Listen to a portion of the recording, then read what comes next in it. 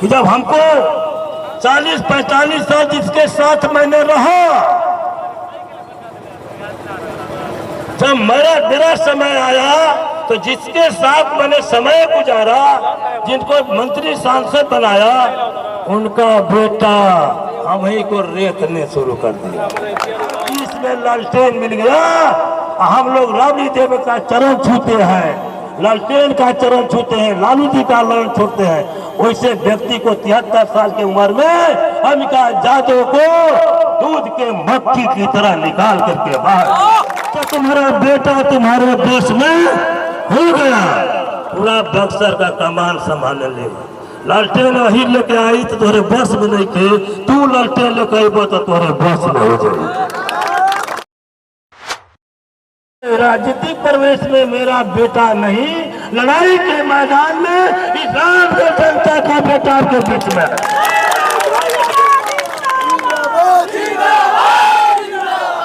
प्रिय मित्रों, आप जानते भी हैं, एक साधारण किसान का बाप का ये बेटा है। मैं जीवन में कभी न ठेकेदारी किया, न कोई धंधा किया। मैं जीवन भर झंडा, पतंगा, मंच और किसी नेता का प्रोग्राम लगता था तो फील्ड में वही हम जो है हथौड़ा लेके सुम्मा पर मार के पाइप ला के सजाते थे हमने, यही मैंने किया। लेकिन आज एक किसान के बेटा के लिए पूरी बिहार, वो भाजपा के लोग हों, बड़ा अफसोस के साथ कहना पड़ रहा है, या आरजेडी के लोग हो, सब लोग इस गरीब के बेटे को रामगढ़ के धरती पर सारे लोग खेमा गाड़े हैं कि इसको उखाड़ कर हम फेंक देंगे। लेकिन तय आपको करना है, जो लोग भी आया है उखाड़ने के लिए, कहीं न कहीं जनता ही उनको भी बनाया है। अगर यहाँ की जनता चाह जाएगी तो सीतामढ़ी, मुजफ्फरपुर से, कटिहार से इस लोग आ करके रामगढ़ में मलकाव नहीं कर सकते हैं, नहीं कर सकते। प्रिय मित्रों, एक चीज मैं बता देना चाहता हूं कि ये उपचुनाव है। मेरी बात ध्यान से सुनना, ये उपचुनाव है मात्र 10 महीने का, लेकिन ये चुनाव बहुत ही मूल्यवान है। ये बैकवर्ड, अति पिछड़ा, दलित, शोषित, अकलियत और संकेत समाज के राजनीतिक भविष्य का यही चुनाव फैसला तय करेगा, फैसला तय करेगा। इसको साधारण मत लेना। ये आपका जो चुनाव है, ये जो समाज का मैंने नाम रखा, उनके राजनीतिक भविष्य का फैसला तय करेगा। ये रामगढ़ में हम लोग फिर अपने पीछे के पीढ़ी के लिए, जो मैंने समाज का नाम रखा, उसके पीछे के पीढ़ी के लिए राजनीतिक भविष्य उज्जवल होगा कि यही से उसका पतन होगा। आपके हाथ में फैसला है, आपके हाथ में फैसला। अब तय कर लीजिए, आपको फैसला करना है। ये लोग अपने पीछे के पीढ़ी के लिए, अपने पीछे के पीढ़ी के लिए बड़का भैया हुए, छोटका भैया हुए, फिर बेटा में बड़का भैया हुआ, फिर छोटका भैया हुआ, फिर ओकरे में छोटका अजीत भैया हुआ। और किसके वोट पर, जिसका नाम मैंने रखा बैकवर्ड, पिछड़ा, दलित, शोषित, अकलियत के वोट पर। तो हम लोग का वोट 2.5 लाख और उन लोग का वोट है 15-20 हजार। तो क्यों ना जैसे वो लोग अपने बेटे के राजनीति को पीढ़ी बाई पीढ़ी बचाते जा रहे हैं, तो हम लोग सब लोग मिल करके रामगढ़ के समाज के लोग चाहेंगे तो हम लोग भी 70 साल तक रामगढ़ में अति पिछड़ा बैकवर्ड तपस्या का प्रावधान है। सब मजाक बनाया है। हम लोग को ठगना जान रहा है, हम लोग के दादा को ठगा, हम लोग के बाबू को ठगा, हम लोगों को भी ठगा। मैं कहना चाहता हूँ कि हम लोग की पीढ़ी के जो पहले भी थे उन लोग को ठगा, हम लोगों को भी ठगा। माफ करिएगा, क्या बोले, माफ करिएगा हमें नौजवान साथियों। ये जो नौजवान साथी जो खड़े हैं, इन लोगों के लिए हम लोग ने कुछ कोई राजनीतिक ताकत हम लोग नहीं दे पाया। अब वो लोग हम ही लोग के वोट से अपने पीछे के पीढ़ी के लिए बेटा बेटी नाती को ताकत विधायक एमपी बनाते जा रहे हैं। प्रिय मित्रों, मैं एक बात कहना चाहता हूं कि अगर उस समाज के मालिक लोग जो मालिक लोग दुनिया से जाने लगेंगे तो अपने पीछे के पीढ़ी नौजवान को एक राजनीतिक संदेश देंगे कि बेटा हम तो दुनिया से अब जा रहे हैं, लेकिन तुम लोग के लिए राजनीतिक संदेश देकर जा रहे हैं कि तुम लोग के लिए ऐसा राजनीतिक पेड़ लगा दिए हैं कि पीढ़ी बाई पीढ़ी टिकट मिलता रहेगा और पीढ़ी बाई पीढ़ी तुम जो विधायक एमपी सांसद बनता रहेगा। हम लोग के इस समाज के हम लोग अभिभावक दुनिया से जाएंगे तो अपने पीछे के पीढ़ी के लिए हम लोग क्या बचाएं, क्या संदेश देंगे? तो यही संदेश देंगे कि बेटा अब तो दुनिया से हम लोग जा रहे हैं, लेकिन तुम लोग के लिए यही राजनीतिक ताकत दिए हैं कि तुम लोग पीढ़ी बाई पीढ़ी उन लोग को वोट देते रहिएगा। क्या यही हम लोग की जिम्मेवारी है? यही जिम्मेवारी है। प्रिय मित्रों, ये अंतिम है। इसलिए मैं कह रहा हूँ कि हम सोच लीजिए।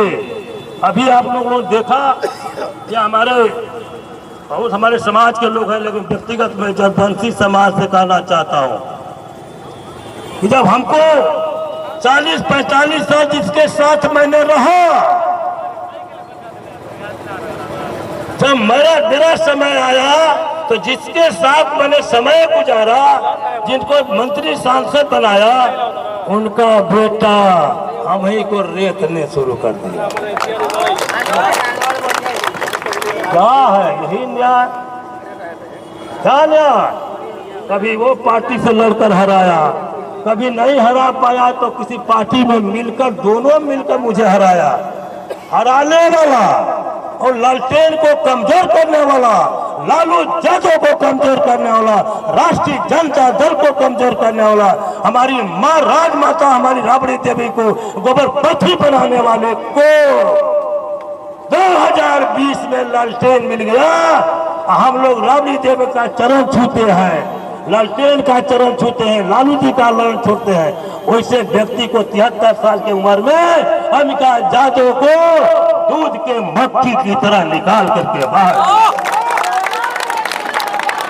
मैंने क्या गुनाह किया था?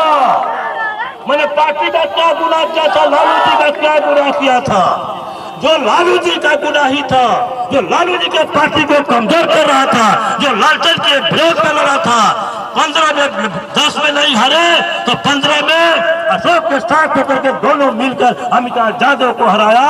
और जगदा बाबू देखते रहे कि किसी तरह हरा दो, तुमको 2020 में लालटेन दे देंगे। दे दिए, क्योंकि कहते थे 2010 में जब लड़ गया भाजपा से, वही राजनाथ सिंह से टिकट लिए थे बाबू। जनता में हमारे यादवों में क्या भर मारे थे कि जब मंच पर जाते थे तो कहते थे, क्या कहते थे कि बेटा मेरा है लेकिन मेरे बस में नहीं है। मैंने मान लिया, हमारे लोग मान लिए। लेकिन 14 में तुम्हें लालटेन लेकर लोकसभा में आया तो तुम्हारा बेटा तुम्हारे बस में हो गया। पूरा बक्सर का कमान संभालने लेगा। लालटेन वही लेके आई तो तुम्हारे बस में नहीं थे, तू लालटेन लेके आई तो तुम्हारे बस में हो जाएगी। ये बात सच बोल रहा हूँ, गलत बोल रहा हूँ? मैं गलत बोल रहा हूँ, सच बोल रहा हूँ। धरातल की मैं बात बोलता हूँ, राजनीतिक बात मैं नहीं बोलता है प्रिय मित्रों। इसलिए मैं कहना चाहता हूँ कि जो आपके भाई के साथ, भाई वर्ग पिछड़ा के साथ, दलित शोषित अल्पसंख्यक अकलियत के साथ जो जगदानंद किए हैं, अगर उसको इस रामगढ़ से उखाड़ कर नहीं फेंकिएगा तो फिर इसी तरह हम लोग भोगते रहेंगे। हम लोग को लेते रहेंगे, वोट लेते रहेंगे, विधायक एमपी बनते रहेंगे और आपको दिखावटी में को कर करके लड़का का लगा के आपको हराते भी रहेंगे। प्रिय मित्रों, मैं कहना चाहता हूँ, ज़्यादा कुछ कहूँगा, समय भी खत्म है, लेकिन मैं एक बात जरूर कहना चाहता हूँ कि जब हमको निकाल दिया, जब बहुजन से हम आए लड़ने के लिए, मैं धन्यवाद देता हूँ बहुजन समाज पार्टी को।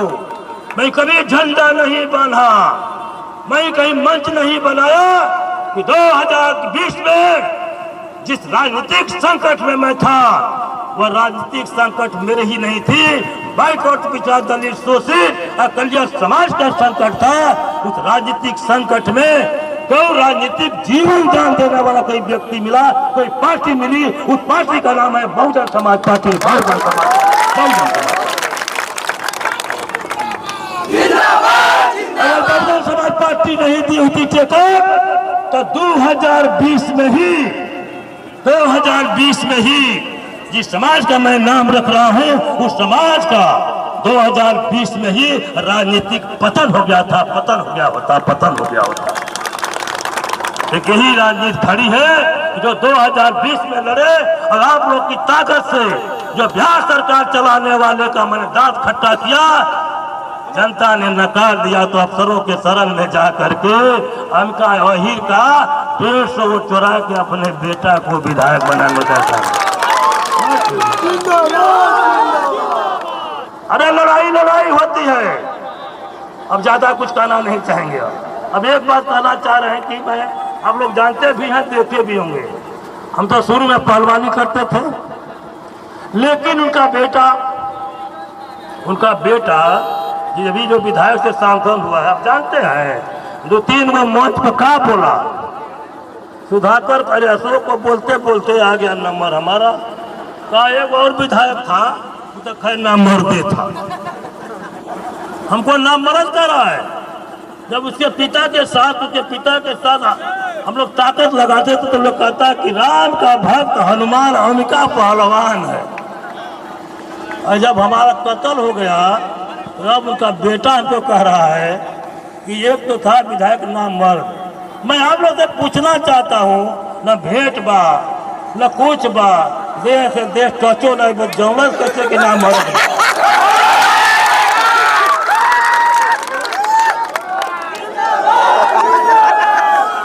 नहीं तो मंच पर कहे, नहीं तो मंच पर कहे कि फलाना जगह फलाना होटल में भेंट भइले को,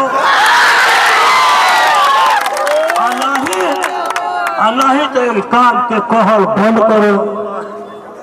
अरे न मर्द हम है कि न मर्द तुम हो। हमका जादव को जनता ने जिताया और न मर्द का काम किया कि चोरी से सर्टिफिकेट लेकर मोटरसाइकिल से भागा। हमका जादव मर्द नहीं है, तुम न मर्द हो, चोरी से लेकर भागा न मर्द होता है। हम तो जीते गए थे, तुम्हारा ही था देसी रिटर्निंग अफसर जो चोरा के तुम जीत गए, लेकिन मर्द तो तुम हो। लोग जीतता है बाजार समिति के अंदर, गेट पकड़ करता रहता है, 1000 माला पहनता है, जिंदाबाद लगता है, काहे मोटरसाइकिल पर चढ़ के भाग गया। हाँ समझ लीजिए, वो आदमी हमको कह रहा है नाम मर्द, हमको कह रहा है नाम मर्द, हमको लगता है कि प्रिय मित्रों, अब आपके प्रत्याशी, आपका बेटा, आपका नौजवानों का